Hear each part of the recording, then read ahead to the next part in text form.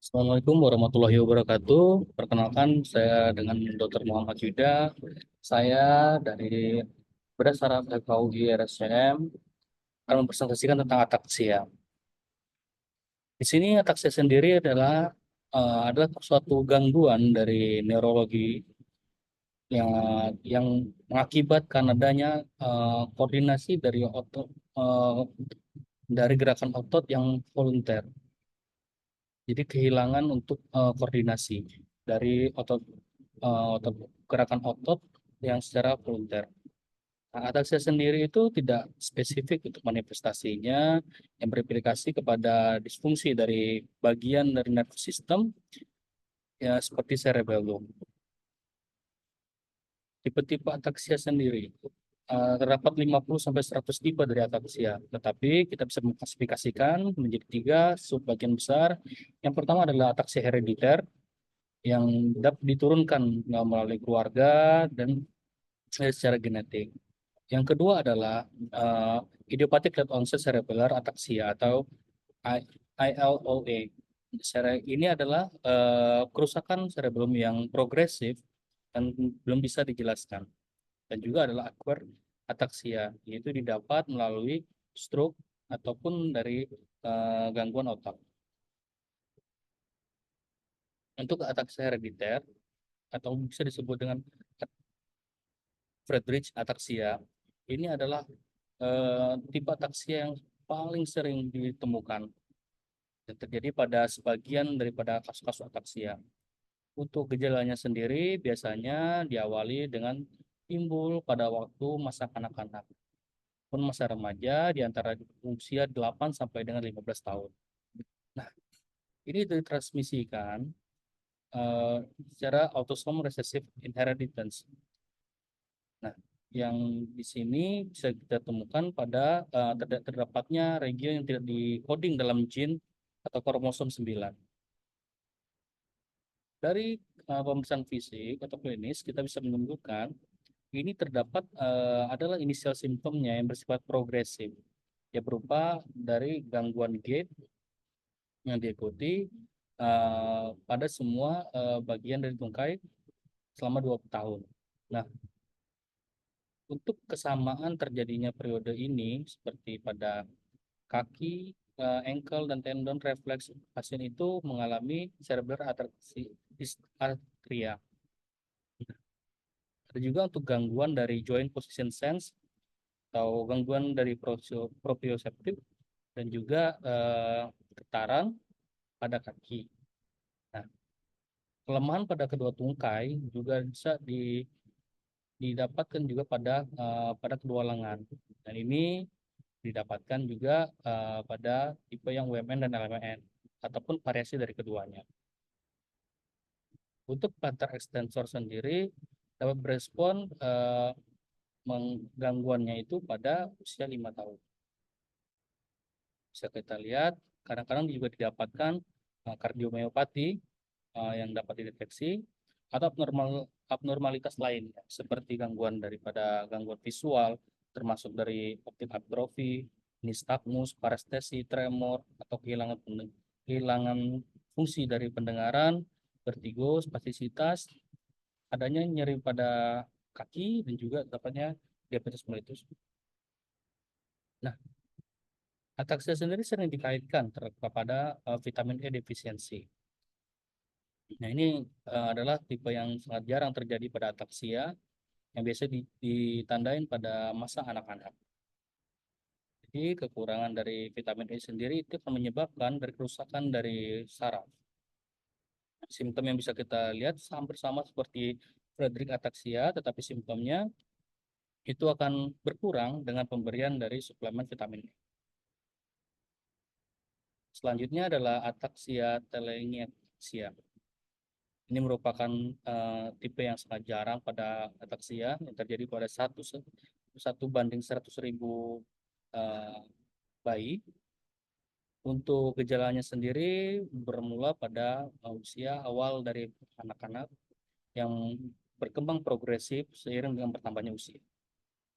Bisa kita lihat di sini bisa adanya neurodegeneration, adanya imun defect, bisa cancer sampai dengan radiosensitivitas.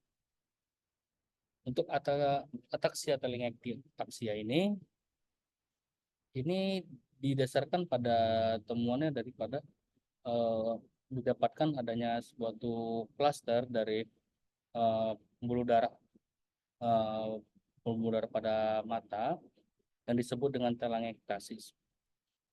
Ini biasanya disebabkan oleh kelemahan daripada sistem imun yang membuat lebih gampang untuk dikenakan oleh infeksi.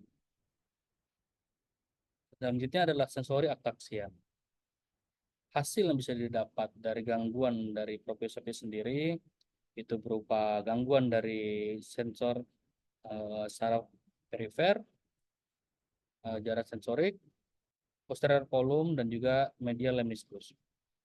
Ataksia sensori sendiri bisa berasal dari polineuropati ataupun dari kolom posterior lesi yang menyebabkan gangguan dari gait, juga gangguan simetris dari kaki. Untuk pemeriksaannya sendiri, kita bisa mengasosiasikan dengan gangguan sensasi pada joint position dan movement pada tungkai, dan juga gangguan dari pengindra untuk getaran yang biasanya didistribusikan. Nah, bisa juga didapatkan vertigo, nystagmus, dan dysarthria yang dikarakterkan untuk tidak di. Selanjutnya adalah cerebral ataxia. Nah, ini adalah merupakan general comprehensive terminologi gangguan dari disfungsi cerebral yang menyebabkan gangguan dari postur, pergerakan tubuh, dan juga dari gait. Ini masuk ke dalam grup neurodegenerative disorder yang berkembang secara progresif degenerasinya dari cerebellum, dan terjadi ini menyebabkan beberapa neurological simptom dan juga sistemik simptom. Untuk klasifikasi sendiri untuk cerebral ataxia sendiri, yang pertama adalah hereditary cerebral ataxia. Itu ada contohnya adalah autosomal dominant cerebral ataxia atau ADCA.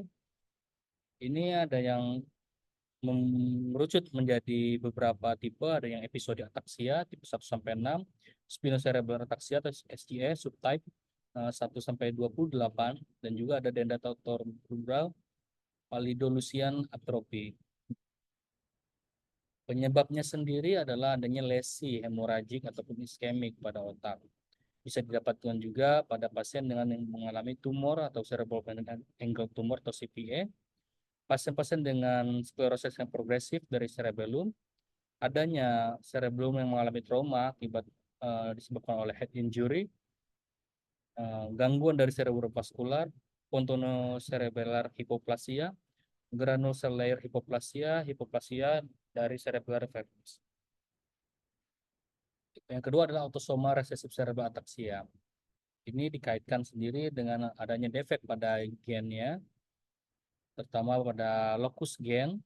Ini juga menyebabkan ada gangguan dari metabolik, degeneratif yang bisa didapatkan secara kongenital ataupun pada onset pada usia anak-anak. Untuk selanjutnya ini X-linked dari cerebral ataxia.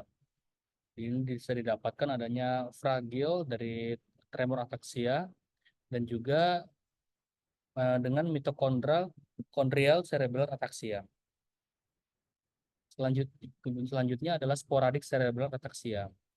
Untuk simptomatik cerebral ataxia sendiri, ini berdasarkan struktur lesinya dan malformasinya.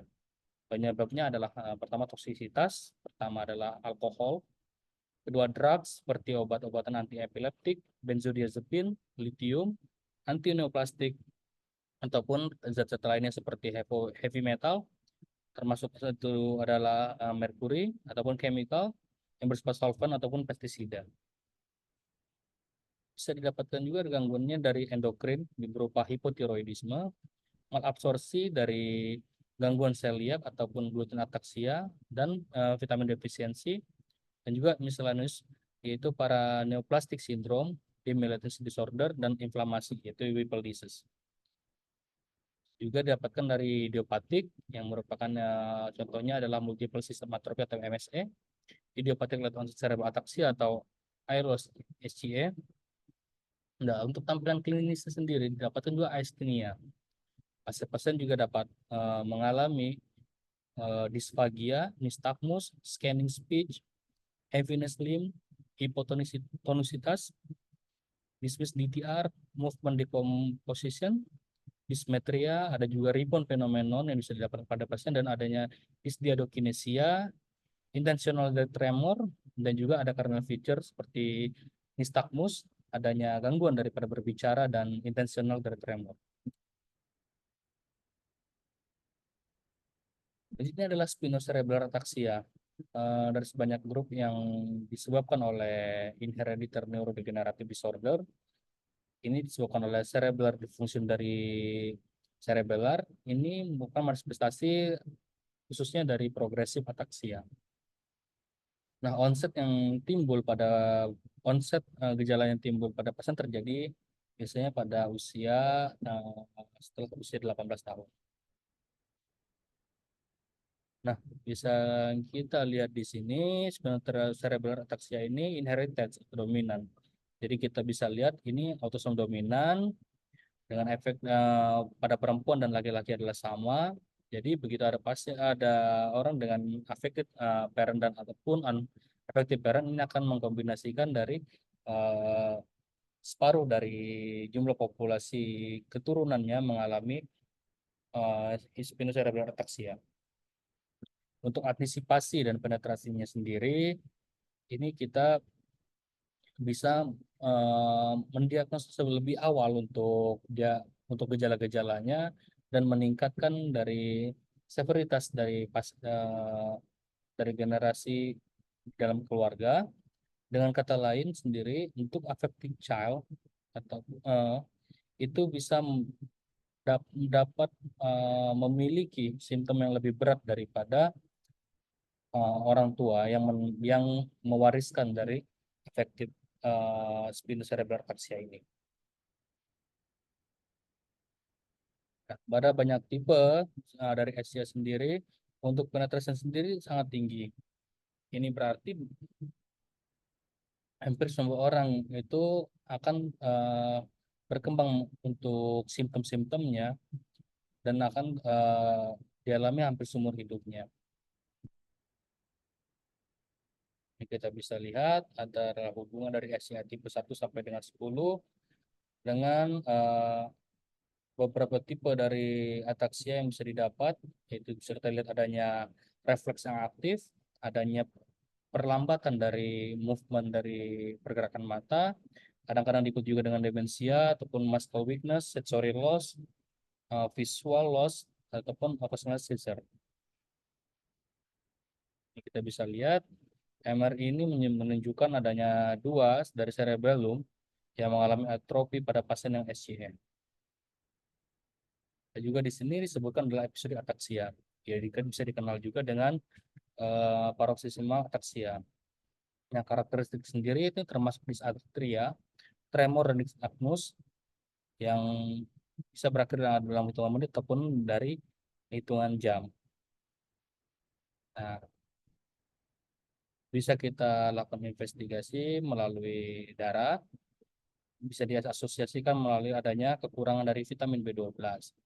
Untuk pengurangan dari hormon tiroid pada pasien hipotiroid, adanya peningkatan dari enzim hepatik, dan adanya penurunan dari ceruloplastin, copper concentration pada Wilson disease. Untuk immunoglobulin defisiensi dan peningkatan dari alfa beta-protein pada ataksia telangiectasia.